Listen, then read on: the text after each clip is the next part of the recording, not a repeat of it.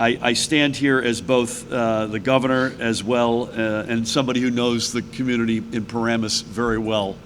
But I'm also here as a dad, and you have days like this. My late dad used to say, man proposes and God disposes as it relates to our plans. And this is as tragic and as stark an example as any of us can imagine. And so our thoughts and prayers are with the families, the teachers, the counselors, the staff, the extraordinary first responders who in many cases in the Paramus family were at the scene of this awful accident, knowing in some cases their kids. The county executive, who was an extraordinary leader, wears many other hats in his career as a former mayor of Paramus. This is not abstract in any way to him and so many up here. Also former fire chief, so he himself is a first responder. So it is with a heavy heart that we stand before you. Earlier this morning, 3 buses from the Paramus Board of Education carrying 5th graders from Eastbrook Middle School was en route to Waterloo Village in Stanhope, New Jersey on a class trip. At 10:21 hours, one of the buses was involved in a serious motor vehicle crash involving a dump truck near exit 25 on Interstate 80 westbound in Mount Olive, New Jersey.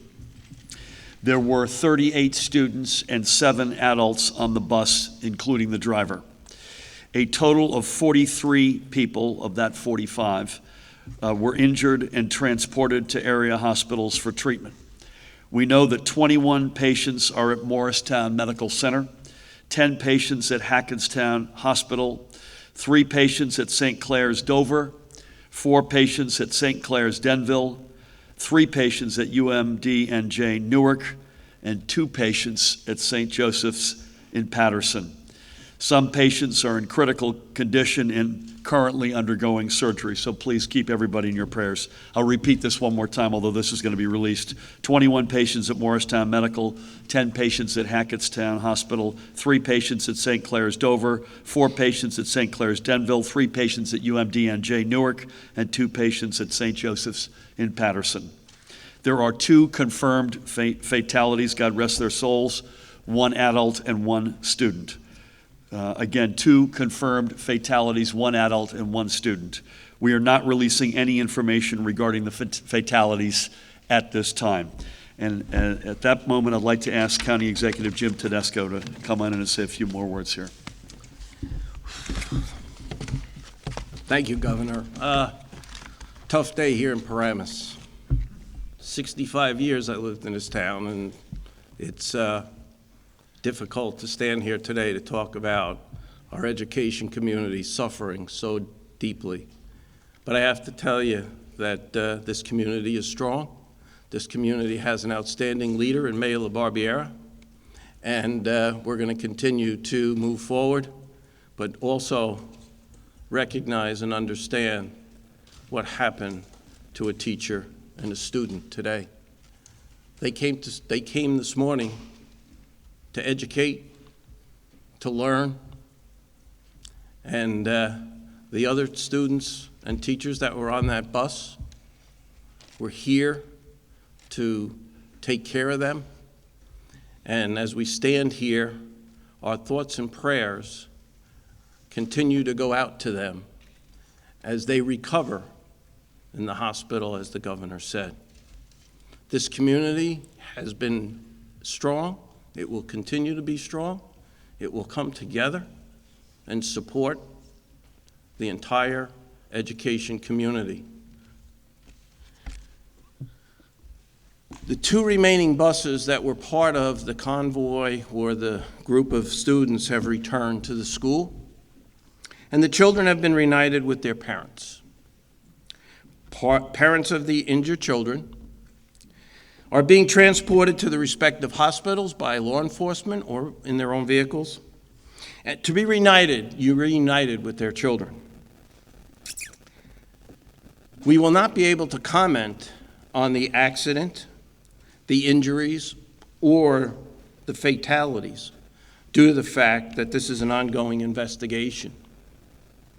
All the questions regarding the investigation are to be directed to the New Jersey State Police and the Morris County Prosecutor's Office, as they are conducting a joint investigation of the accident. A little bit about the future. Tomorrow, schools will be open, and crisis counselors will be present to assist the children and the staff. All evening activities are canceled for today and tomorrow. Aftercare will continue so that we can take care of families in need of that service. As the governor talked about, and some of you have already seen the horrific pictures, let me just take an opportunity to thank the men and women that responded as first responders. As somebody that's been a first responder for over 40 years, these are not the type of incidents you want to have to respond to.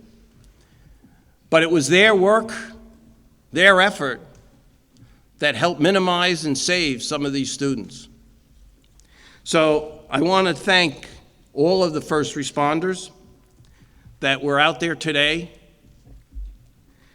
And I want to say that our prayers and thoughts are with them, the parents of those that were injured, and those that are no longer with us. And make sure that when you leave here today, for those of you that have the loved ones, you go home and you say how much you love them and give them a kiss, because there are people that tonight are struggling to be able to do that, and in some cases, not able to. I thank you for coming here today. There'll be more information put out at a later date, and that's all we have for today. Thank you.